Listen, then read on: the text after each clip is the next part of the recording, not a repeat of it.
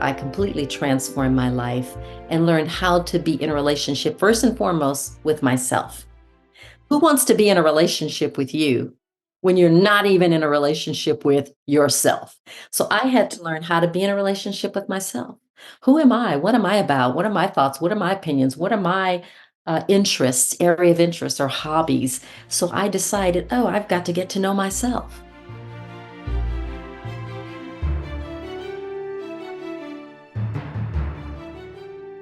Welcome to the MINDTRX podcast with breakthrough ideas to live your best life possible and how to make it happen. I'm Paul Scheele, and today we'll be joined by Millicent St.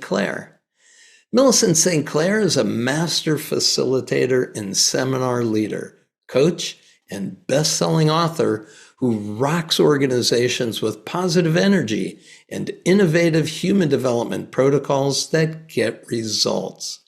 Her work centers on emotional management and spiritual intelligence, where she fosters individuals' complete responsibility for creating meaningful and beautiful lives and positive change.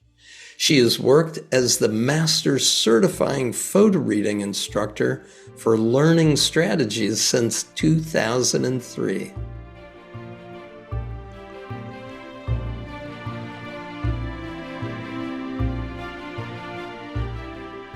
Hello, wonderful Millicent. So good to be with you. Thanks for being a part of the podcast.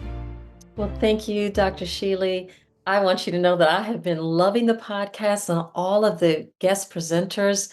I mean, I feel like I know these people because I read their books. So we'll talk about reading as a conversation with the author and how I've gotten to know them and the way that they've enriched my life, all of the work that you do. And it is my pleasure to be here with you. Thank you, sir. Well, it really is a great honor to be with somebody who has spent such a lifetime of devotion to make a difference in the world. I really admire your work. And interestingly, Millicent, I've come to know you a lot better as a result of reading some of the materials that you've sent along. So really good, nice, open-hearted conversation. Let's dig deep because what you have to share is very important in the world today. You call yourself an ambassador of Fortitude, which was a subtitle of a book that you were featured in that Lisa Nichols published. Could you say why that really fits for you? Well, we've all been through highs and lows, I'll tell you, and some a little more than others. There's all kinds of trials and tribulations. But I like the way you frame it when you say life is not happening to us, it's happening for us. And because you've said that, and I've heard that many times over in the course of your work and the work of others, it helps me to realize that I'm not a victim, that I'm having experiences. I'm a co-creator inside of all these experiences, and that I'm working it out, and that I'm learning, and I'm getting the lessons. And that's really the essence of it. So I am, in fact, an ambassador of fortitude because I've overcome some difficult situations, and I like to spur others on in the midst of their difficulties and challenges as well. It's really hard to get through our culture to the point of being self-authoring when we realize how much the world loves to keep us in victimhood.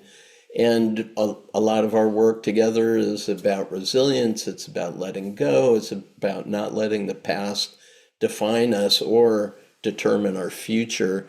And one of the stories I loved is about you being a runaway from difficult situations at home. You had a couple of siblings and a tough family situation. And when you would run away, you'd run away with a couple pillowcases full of books. Could you describe why that was important for you? Yes, For indeed. for me, I had a little fishing kit when I pretended I was going to run away. I never had the guts to run away. You did. Please go on. Yeah, that became a thing. It's like, I'm leaving here, but I'm not going to leave my books. I'll be darned if I leave my books. So, my mother, in spite of the challenges that we had growing up, because many people have had life challenges, and we'll just call it, challenges, but dysfunction inside of family scenarios growing up, I became a chronic runaway. And the first time I ran away, I took two suitcases and I piled my books inside of them. And then I set off on a bus to no particular destination. And I was committed to taking them with me because I had such a connection to them. I felt that they were my friends, they were my teachers and my guides, and I just could not bear to part with them. So I took my very favorites. But in the course of the journey, the books got heavy, and here I was lugging these books on the bus, and I certainly must have looked like, what kind of situation is this to onlookers? But I realized that I had to let them go. So a little at a time, I'd unload a few here and there on the bus, and then I'd get off and stop and go to a gas station to pee or something like that, and leave a few more here and there. And it was really my first lesson in detachment because I realized I was having an internal dialogue that the books were in me and that the information and the knowledge was in me, and that I could connect to these authors at another time, perhaps at a library because I love the library, and that I could let them go. So it was a very, very powerful lesson for me. My, as I say, first lesson in detachment as a little girl at about 10 years old. Well, there's an interesting thing that you're referring to. We talk about it in neurolinguistic programming. It's the idea of moving away from, and very often the motivation to make a change is predicated on what you don't want, what you're moving away from. And yet at the same time, even as a 10-year-old with his suitcases full of books, I can just imagine someone picking it up saying, "What do you have in here? Books?" And you, absolutely. What else would I have? Yeah. But there you are, not knowing where the destination might be in the world, but there was a destination for a higher vibration of living that you were receiving. And so even though you were motivated by moving away from, there was something calling you to a higher vibration, a higher energy. And I'm wondering if you could say what the moral of the story was from those early reads in metaphysics and motivation. What was the message you think kept getting reinforced from these dialogues with authors that you were engaged in? Oh gosh, thank you so much for asking that. So my mother, in spite of all of our challenges, was an avid reader and would read to us, but she didn't read to us like children's stories. She read heavy, deep, metaphysical, spiritual books, and we loved it. And then she'd quiz us. So we had to pay attention because we were getting quizzed, and we loved it. And so we were attentive. But as time went on, I began to really understand the concepts and the principles. But then I started thinking, I looked around at our life and our lifestyle. I'm like, our life is not lining up with the things this is saying. So how is this working for you? Mm. I'm like, come on. And so I understand that the application of the things that we read is really, really important. Joe Dispenza talks about this in his work. He says we have to move from being a philosopher to being an initiate and then move to mastery. So I'm a philosopher, I'm reading the books, and it's all great. And I'm loving the content and the information, but it's just information. Now, as an initiate, I've got to put this stuff into action. I've got to learn how to apply it in my life, take ownership of it, and then move towards mastery. And of course, that's a process that happens over time. And I didn't see that happening with my mother because she was in stuck states. Now I get that now in hindsight. And so that's what I'm able to recognize so easily inside of my coaching practice is when people are in those heavy duty stuck states and they can't figure a way out. Boy, do I recognize that. And I'm able to help them look at it and then reframe what is occurring inside of their experience so that they can make a new choice. And that's an important part of the work that I came to understand studying adult learning and human development. It's one thing to deliver content, information, but it's another thing to actually have a transformational learning experience that rattles the way in which we're thinking and starts to shift the way we make meaning into the world. And while the exercise of reading these words, and they are inspiring that your mother was giving you, when you recognize that there was a disconnect, I call it that disorienting dilemma, where Yeah. there is an espoused theory, but there's a theory in use, and the theory of in use isn't really getting us where we need to go. So having recognized that, certainly a lot of the work that you've brought into this world is about how do you embody, how do you really live into these ideas and practices? And then also, mastery is about being able to share with those around you. And it helps in embodying of the transformational change. The distinction I make in my research is that there's transformative learning, but then there's transformational change. And that transformational change means we're all in. There's a wonderful story that you tell in that book at the front end. I am right where I need to be. It's a beautiful story about awakening to an idea, or that your best thinking brought you to this disorienting dilemma, right? Your best thinking has created, perhaps unintentionally, has created the current problem, the state or the situation you find yourself in. And what I heard in your story that was so powerful is that you didn't argue about it. You didn't argue with it. You really owned it. Could you say a little bit more about that transformational shift that happened in you? Yes, indeed. Thank you so much for asking. So, right where I needed to be is a story and also a series of stories that are emerging as it relates to a dark chapter in my life. And my children are from my first marriage. And I'm in my third marriage now, which is absolutely fantastic. But my second marriage was an absolute recipe for disaster. And my husband was a psychiatrist. We had a whirlwind 3-month courtship before we got married. And I didn't know who I was marrying, and I didn't read the fine print, and it all sounded good.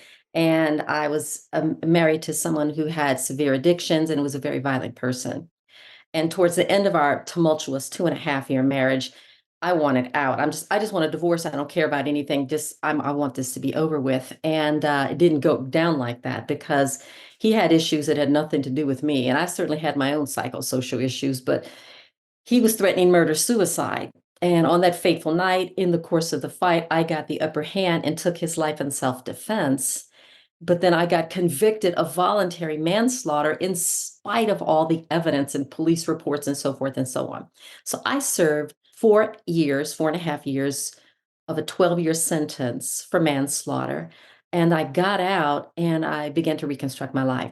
Now, I understand that life is happening for me, not to me, and that I participated in that whole drama. And I came to terms with it in terms of looking at what were all the decisions that I made that led me here. And so, what happened for me was, in terms of your best thinking led you here, I was attending classes. I would go to any class they offered while I was in jail, also in prison, because those are two different places, but related. So I'd go to anything. I'd go to AA meetings and NA meetings. And in the course of listening at one of the meetings, the facilitator said at the very end of the meeting, in a very loving but non judgmental voice, she said to all of us, she said, just remember, your best thinking got you here. And Paul, it was like a sledgehammer. Okay, I call it the sledgehammer awakening. It was like my best thinking got. Are you kidding me? So I began inquiry, looking at my thinking, that metacognition, thinking about thinking. It's like well, my best thinking. I really need to check out my thinking and looking at the decisions that I had made that led up to all of that too, because I had a part to play in it as well. Again, I don't play the victim role. I don't go into justification about what happened. I don't even like to get into the legalities of my case. I focus on what was happening inside of me and taking responsibility for that. And then learning, like, well, what's the lesson in all of this for me? And that's what my focus is. I want to pause for a moment in this. Maybe you're complete with your story. It's so powerful, and thank you for sharing it. I should give you a little backstory on it. I was attending a workshop at Jack Canfield's event, Breakthrough to Success, and a woman came up to me on one of the breaks and said, "You're Paul Scheele, aren't you?" I said, "Yeah, I am." "Oh, well, I'm Millicent St. Clair's parole officer." And I said, "Parole officer?" I knew nothing about that dark chapter of your life. And there's really no need for me to have known about it. And I figured someday, if it was time for you to just share it with me, that you would. So it's come to light. And it is a powerful story. And I really appreciate that not only that you own it, but that it's helping others, that when they go through the dark night of the soul, when they are in the Cinderella metaphor doing their ashes work, the cinder biter, that dark place in our lifetime where we have to go through it to find out who we truly are. It's a courageous story. I appreciate that you shared it. I hope everybody gets a chance to read about it in your book. In all of that, there is this moment where that statement is made that your best thinking got you here. You had an opportunity to look and say, best thinking, best thinking.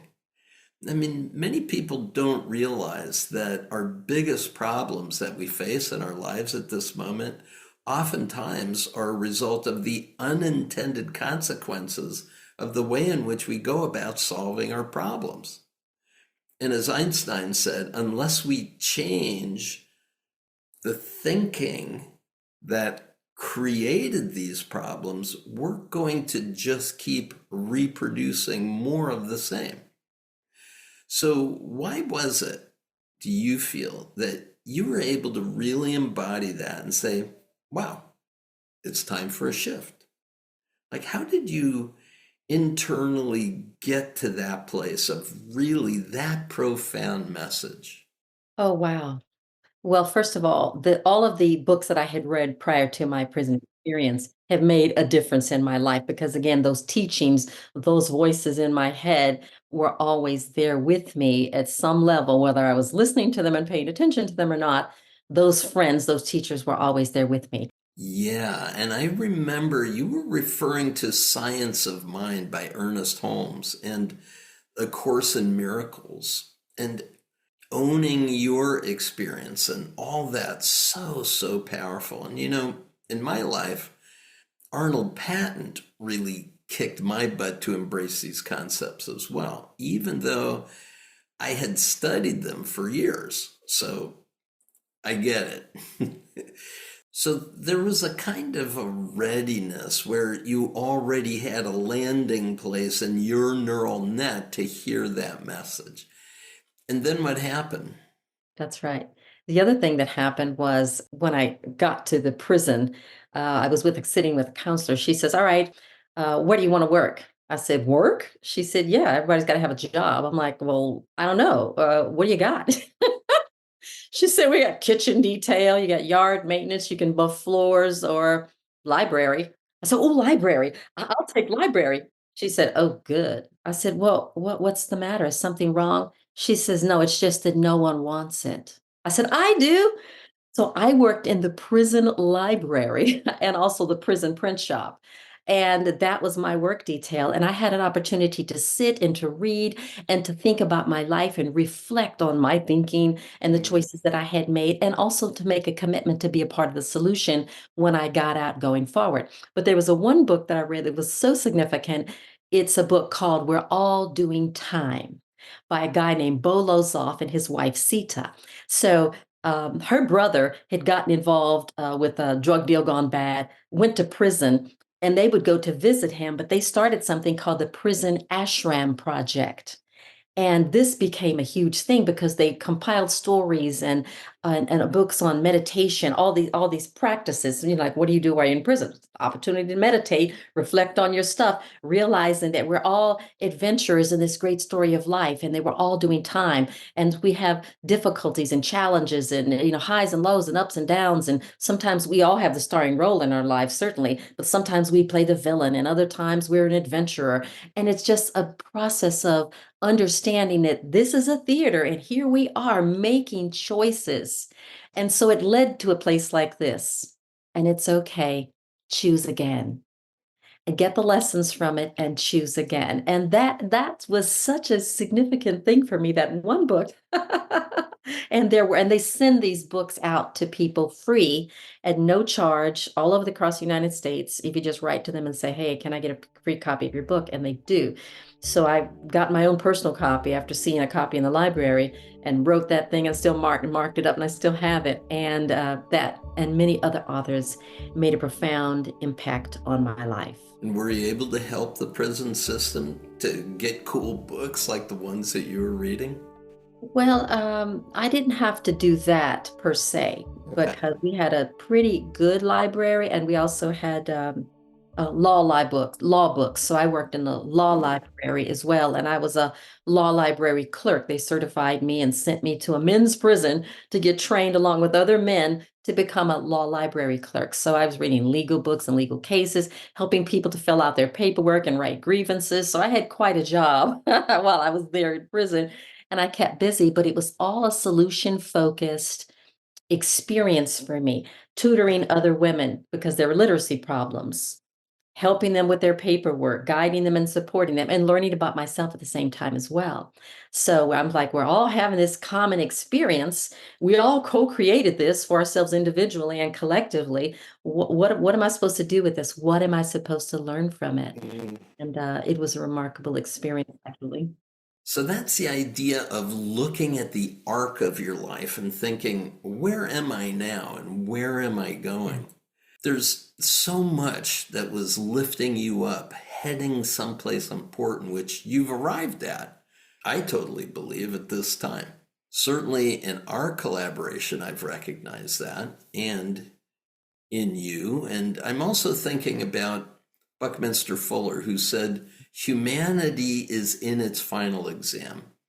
And I believe we can make it if we recognize that we're here for each other, we're here for our minds.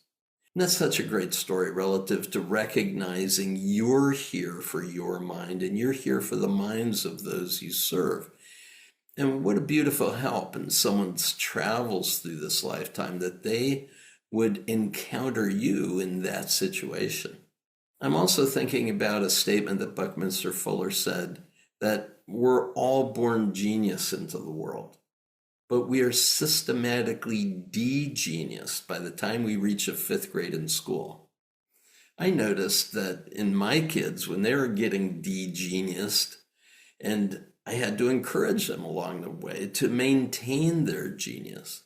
But this idea of de-geniusing, or what you and I talk about, is the wounded learner. How did you see your healing journey as a wounded learner? And how do you share that healing possibility for those you serve?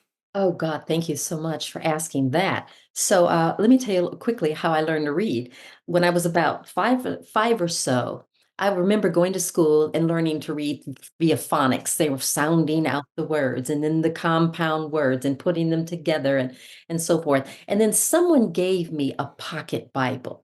I don't remember who it was. It was almost like a figure that gave me this little pocket Bible. And I took that thing very seriously. I would sit up late at night when my sister had gone to sleep, and I'd sit next to a nightlight on the floor and cover myself with a blanket and examine this little book. And I'd read the stories of Jesus and so forth, the New Testament and Psalms, those little pocket Bibles. And by the time I was done reading that book, Paul, I could read. And then I'd go to school as I matured. I'd go to school, and my hand was always the first up, and I was answering questions. And then I had an event where a teacher said, "Stop asking so many questions." There was the first wounding event. Okay. So I'm like, aren't I supposed to ask questions? Because my mother was always asking us questions and we had to answer. So I'm always eager to answer, the hand up in the air, me.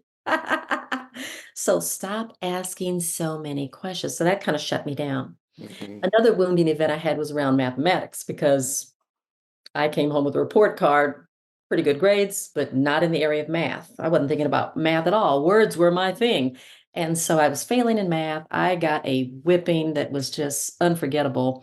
And so then I got that feeling thing of like, I'm a math dummy. And I remember when they came out with calculators, and I was like, oh, thank God for calculators. And my message was, I'm not even on the map without a calculator because I'm a math dummy, knowing that I could read well. So I continued with my reading and I excelled with my reading, but not good with math. So I get that there are a number of things that happen to people in the course of living, the wounding events that shut us down. And I also recognize that all of the women that I was in prison with were also wounded learners. They Mhm. had problems with literacy, they had problems with communication, internal emotional intelligence, lots of things. And I got that. Wow, I can recognize it. And here it is.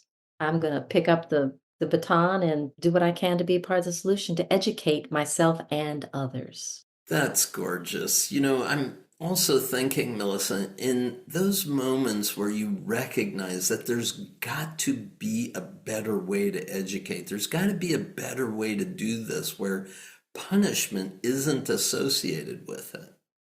And I think a lot about shame and humiliation when somebody is at music and music is so exciting and we're supposed to sing and you hit the wrong note and everybody says, "Okay, you just move your lips. You sit at the back of the choir.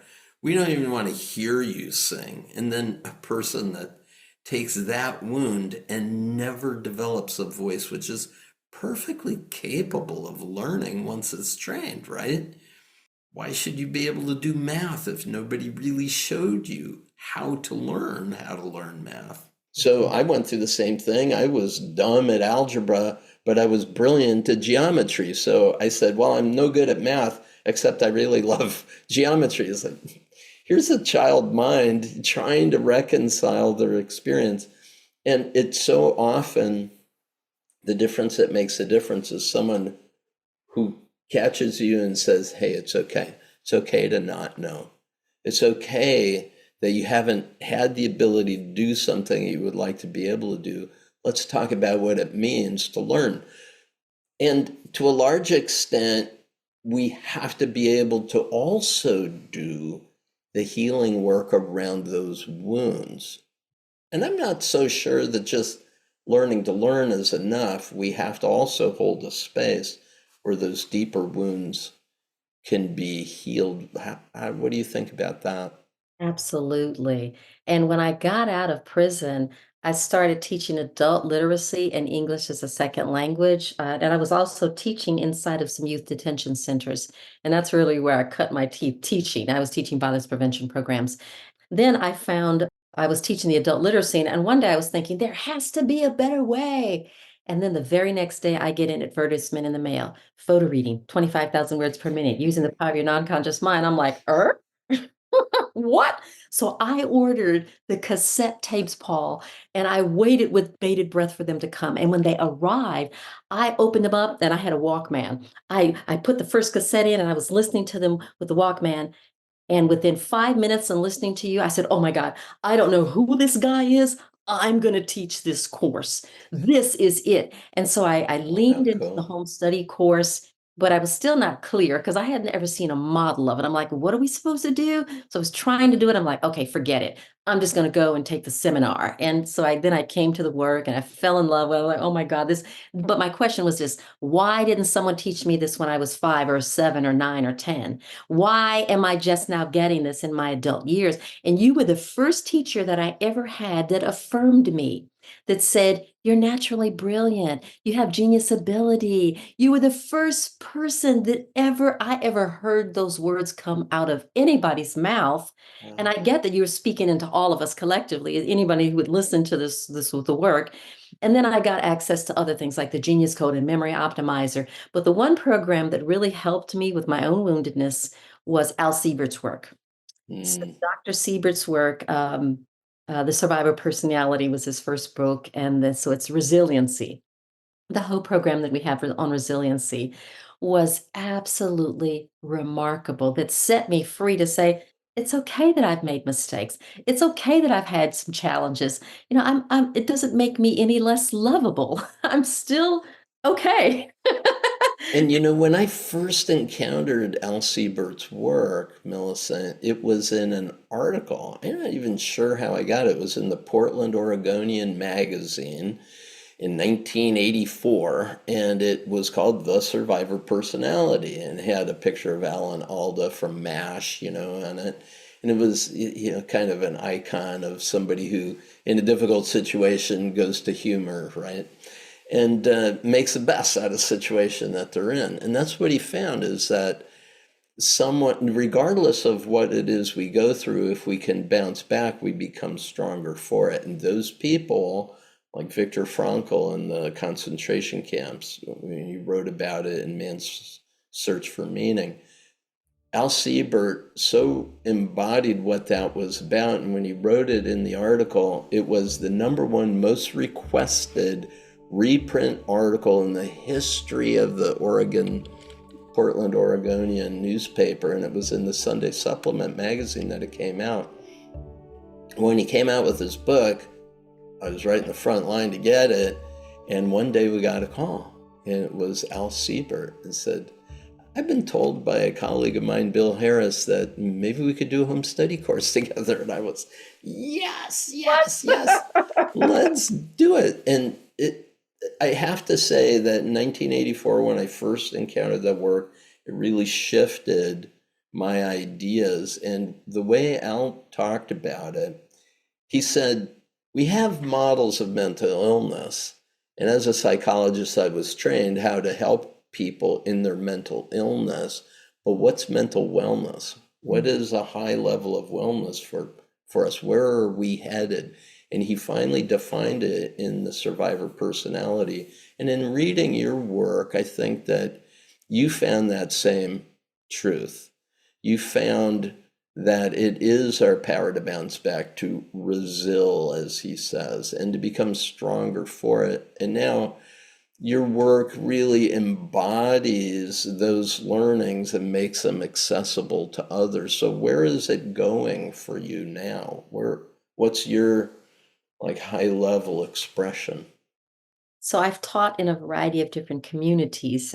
I taught for 15 years at Spelman College. It's a women's college here in Atlanta as a part of a summer prep program. And my program was the flagship program, the Let It Go, Move On, let go of the attitudes and the dysfunction and ridiculousness, and let's move on to our higher good where we belong. And then I was teaching them advanced reading strategies, like a modified version of photo reading inside of this program. 15 years, every summer. Phenomenal. I've taught at businesses and government agencies and in local municipalities, women's groups, community-based organizations, correctional facilities, conferences, and so forth. So the bigger picture is really, when I think about violence prevention, because that's how I started out, I was like, I don't want anybody to have to go to prison behind dysfunctional relationships and violence and domestic violence and so forth. Then I morphed into conflict resolution. And then as I came to your work, it was more about, oh, let me resolve the conflicts within myself. Because it's not about me getting along with another or resolving the conflicts with another. It's about me resolving the conflicts in myself. And as I work through my own judgments and my own stuff, then it makes it easier for me to communicate with others because I do so with, as the Buddha says, compassionate understanding. Yes, you do. So my work is really about a peace movement, but it's making peace from the inside out, and also using that Cool. metaphor, thinking of prison from the inside out. When we get out, how do we show up? What are we doing? What's the new choice that we're going to make? And a lot of people that are walking around here, they look free. There's a lot of people that are inside of little prisons and jails and cells of their own making. And I hear that sometimes when we're on calls, on coaching calls and so forth, the limitations or the doubt, the self-doubt. And I love something that was said just the other day when we were on a call. It's like if you want to dispel doubt, it's like just make a new choice and just go for it. Just go for it. So I want to say that to people that we can heal the wounds. We must. And I love what the terminology that you use. You talk about being a part of a community of learners and a community of practice. Here we are working through ourselves in a group, in a safe and supported, loving environment, and spurring one another on to a higher good. Mm. S- I'm just about, coaching people on an individual basis and group coaching. And the movement is about making peace from the inside out. That's gorgeous. And there's another piece on that that I would like to get to. I would like to ask a little sidebar in terms of someone who is currently in an abusive situation. One of the things that social workers have said is there's a real danger in forgiving the abuser as a way of finding your own healing. Because what that does is it perpetuates the idea that I was the cause of it. And you weren't the cause of your husband's mental illness. You weren't the cause of his way of being in the world. You weren't the cause of the way that he manipulated you and got you into the situation that you were in. And yet, as a person who's taken 100% responsibility, isn't there that kind of a gray area? And how would you respond to that concern by a social worker if by taking the track that you're doing? Ooh, okay, so that's a really, really big conversation Isn't it? Yeah. about accountability, and there's not an easy answer for that.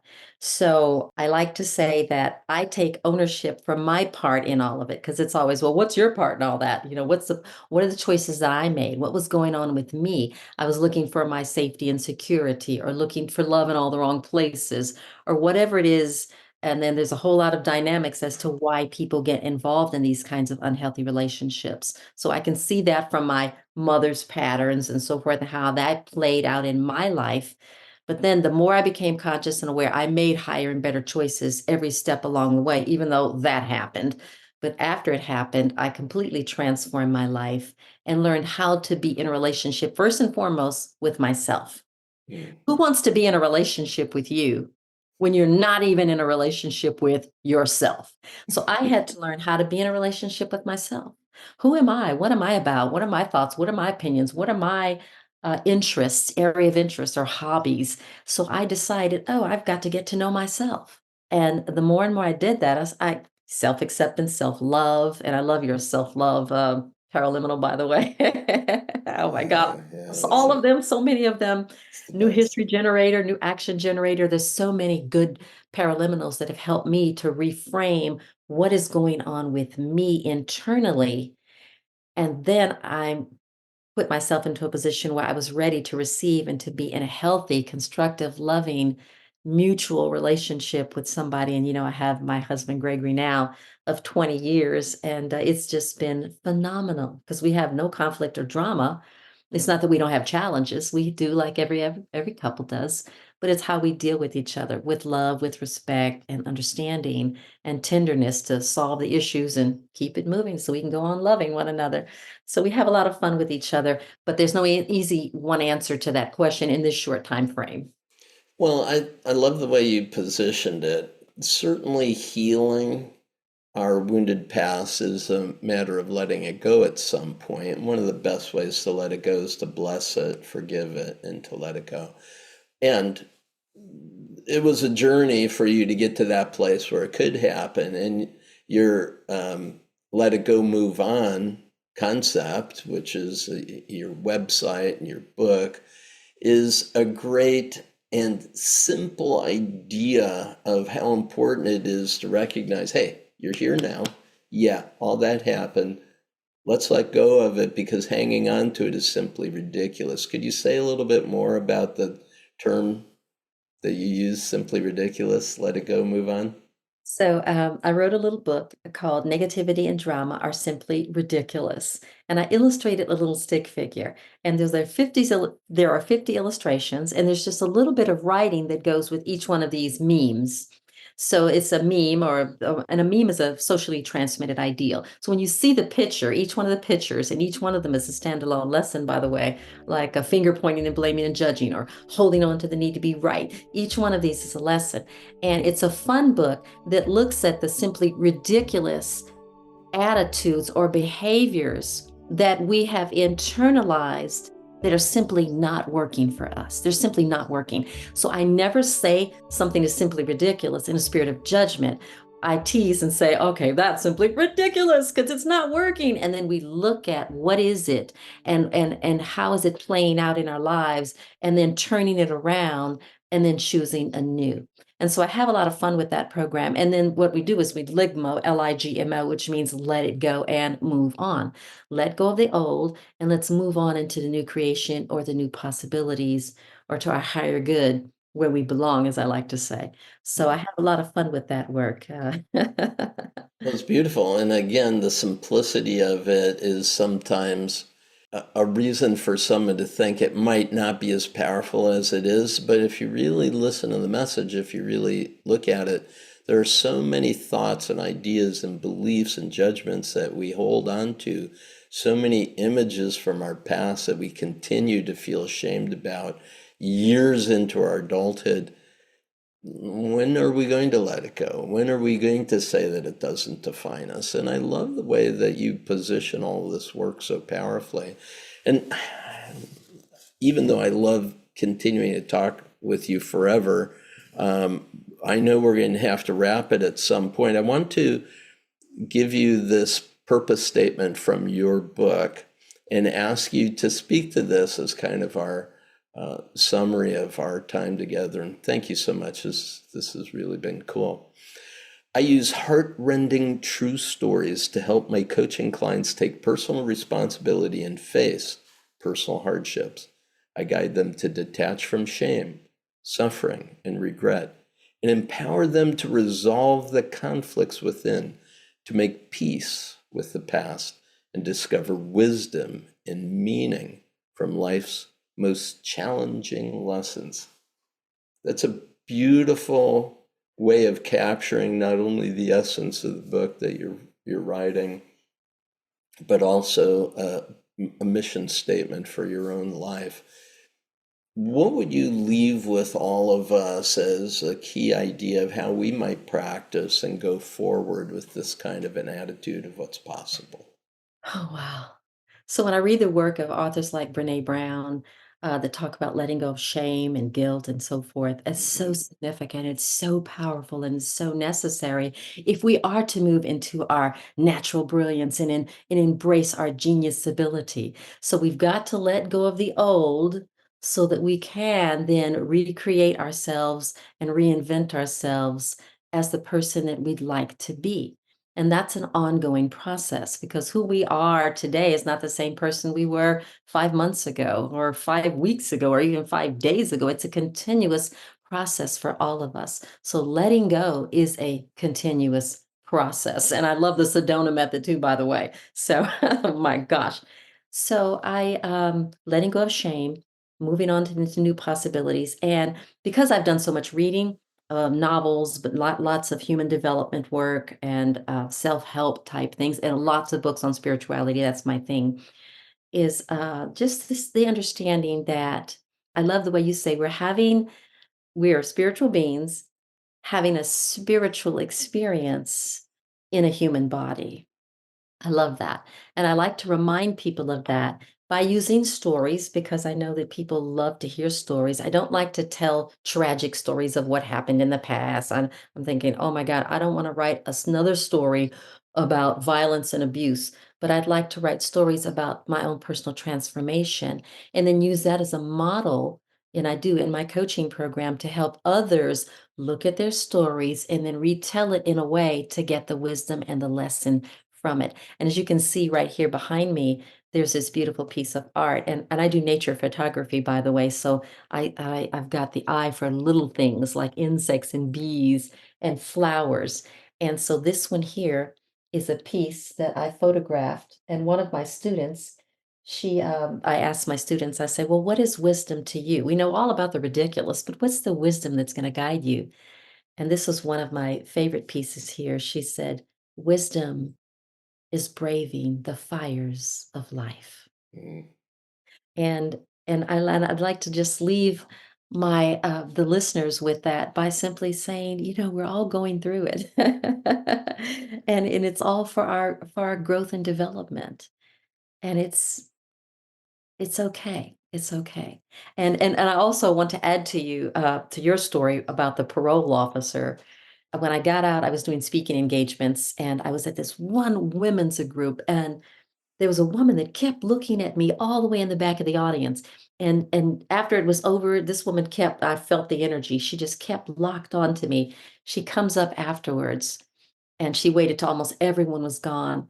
And she took my hands and she looked into my eyes and she said, Millicent, I was on your jury. Oh, And I was wow. like, oh my God. But here's the thing that allowed her to come up.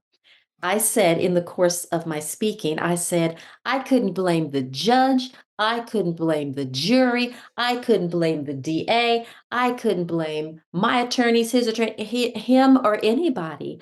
I had to take total responsibility for the things that had happened in my life and the choices that I made that led me there. And when I said that, it freed her, and then she was able to come up and connect with me. And I still have a picture of me, her, and the other women that were at that event because I let her know, it's like, it's okay. Because I mean, I got this. She probably convicted me too. But there's a whole other conversation about evidence being ruled inadmissible in the legal system. It's very complicated. So these are not simple issues. It's not cut and dry. But when I engage in coaching, I do it in a holistic way. We look at the stories, and I can coach people content free too, by the way, without getting into the story to help them move past their dilemmas Mhm. using neural and NLP and some other methods. But for those who like to get into the story aspect of it, it's okay. I can do it in a constructive way and then help them reframe things so they get the wisdom and the essence. And that's what builds resiliency. Oh, so gorgeous. Thank you, Millicent. I'm thinking about braving the fires of life. And, once the fires are over and you're in the ashes and you're biting the cinders, rising from those ashes is really the symbol of resiliency that you have embodied. And then make the path known for those that you serve. So thank you for doing your work in the world. Such a blessing to be able to be in partnership with you around so much of our work in the world with PhotoReading and Abundance for Life. It's my great honor to be able to serve people with you. It's my pleasure to serve under your leadership and tutelage. And I loved learning always, always have, but I didn't like school. And you were the teacher that freed me to say, you can be that authentic, loving teacher. And inside of photo reading, the way I teach the course, I mean, I just lay it on all the way. And the model that you have created is phenomenal. And so your work has brought me to another level of personal liberation, and I love you and I bless you. I appreciate you, Dr. Paul Scheele, and I thank God for you. Thank you so much, Millicent. Thanks for being here as a part of this. Bye for Anytime. now. All righty, bye-bye.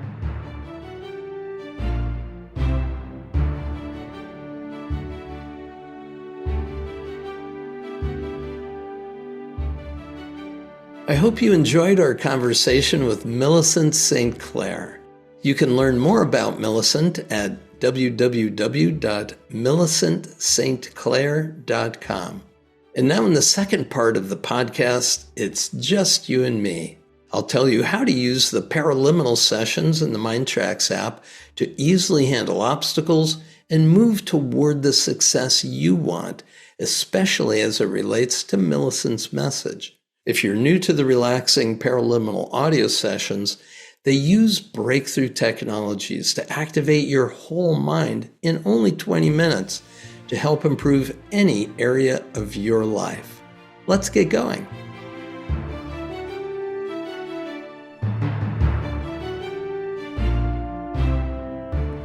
Welcome to the follow-on to my conversation with Millicent St. Clair and our dialogue around finding resilience in the true genius that is within us.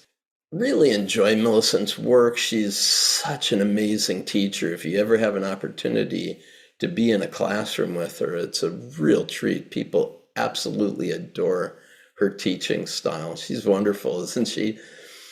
Well, she's a big fan of paraliminal technology. And of course, that's what we're talking about right now is what paraliminals she might recommend, but also that I would recommend in order to really embody the kinds of things that she was inviting us to consider in our own lives. And I thought about them in four different areas. First of all, it's the idea of being able to let go of past traumatic events.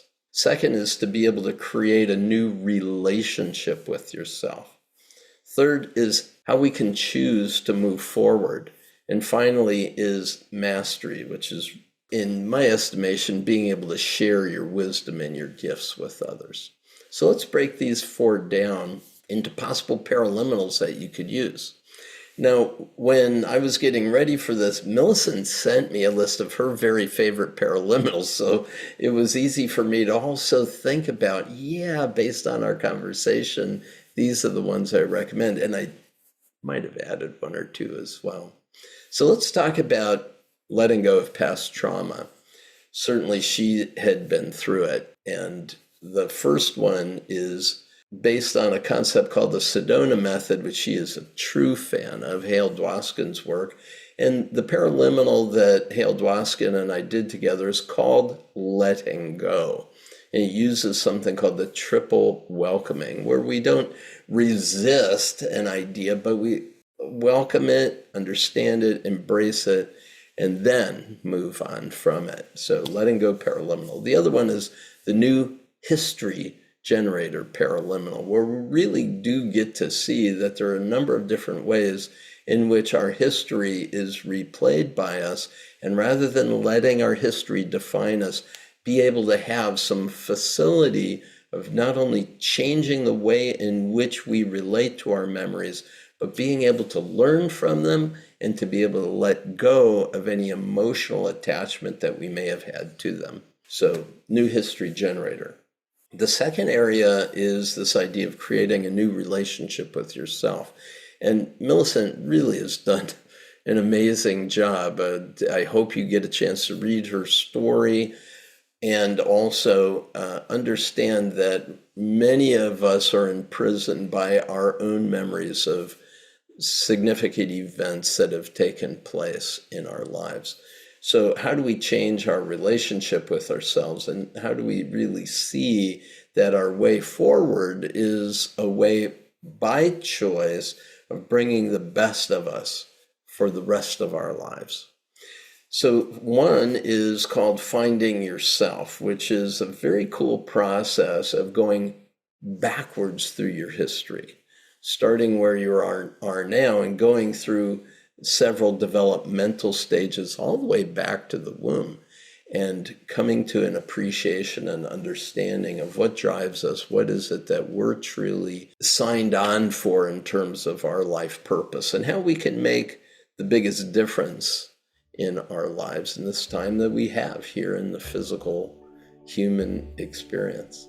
The other paraliminal, and she mentioned it during our conversation, is the self-love paraliminal. And I agree with her.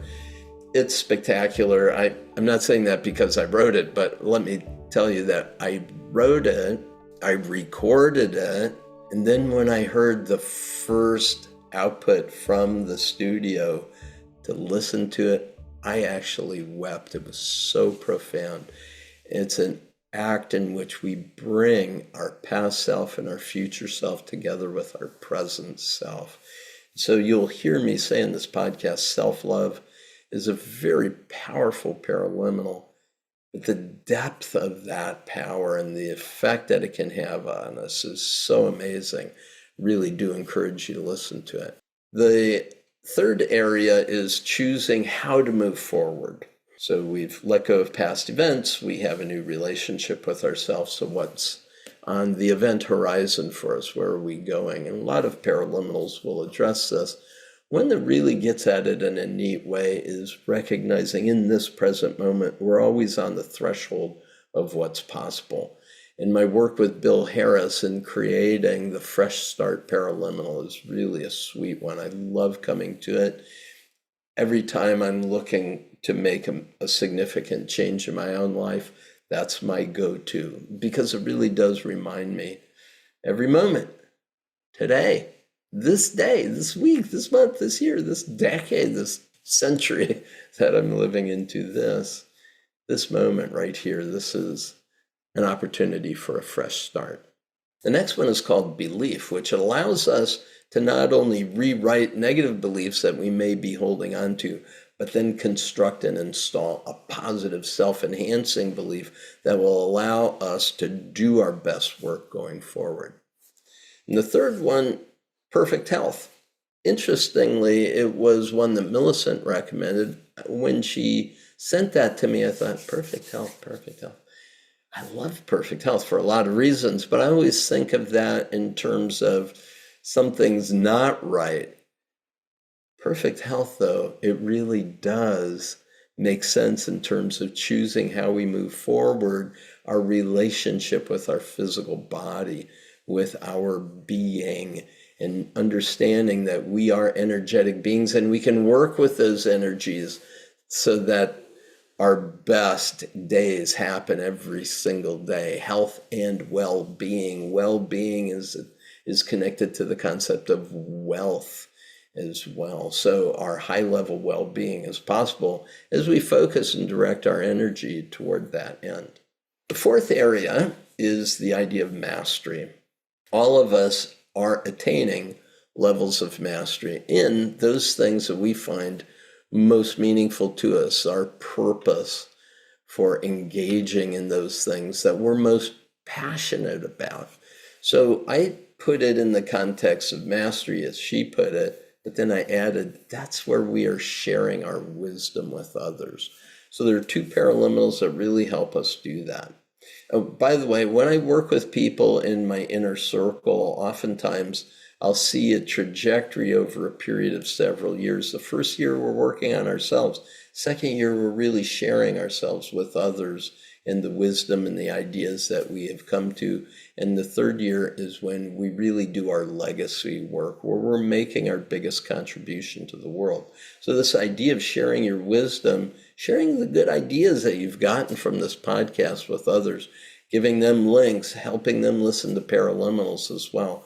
Important because you're recognizing what's working for you. And by nature, you want to be able to share that with others because it's made a difference for you. It probably can in the areas of people's lives where you have shared similar situations or challenges and you have overcome. Why not share resources that will help them overcome that as well? So the first paraliminal is called Talking to Win, where we recognize that we have a message to share, and let's be able to share it from our heart in a way that people can easily receive it.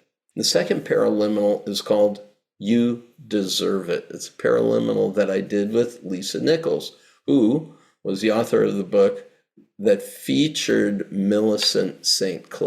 in it. That is where she took on that title of an ambassador of Fortitude. Talking to Win, You Deserve It.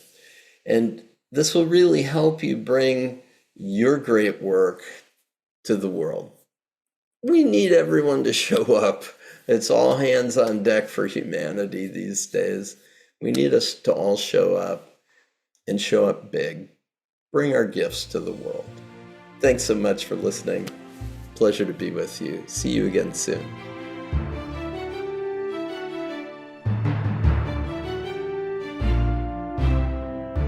Thank you for joining me today. I applaud your willingness to maximize your potential.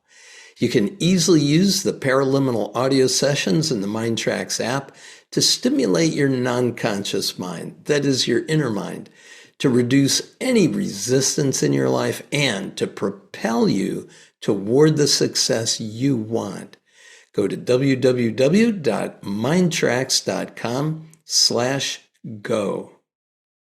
These amazing audio tools have helped millions, and I encourage you to bring them into your world today. Be sure to be back for more episodes of the MINDTRX podcast. You'll find insightful conversations with authors, experts, and thought leaders, all devoted to improving your life's experience.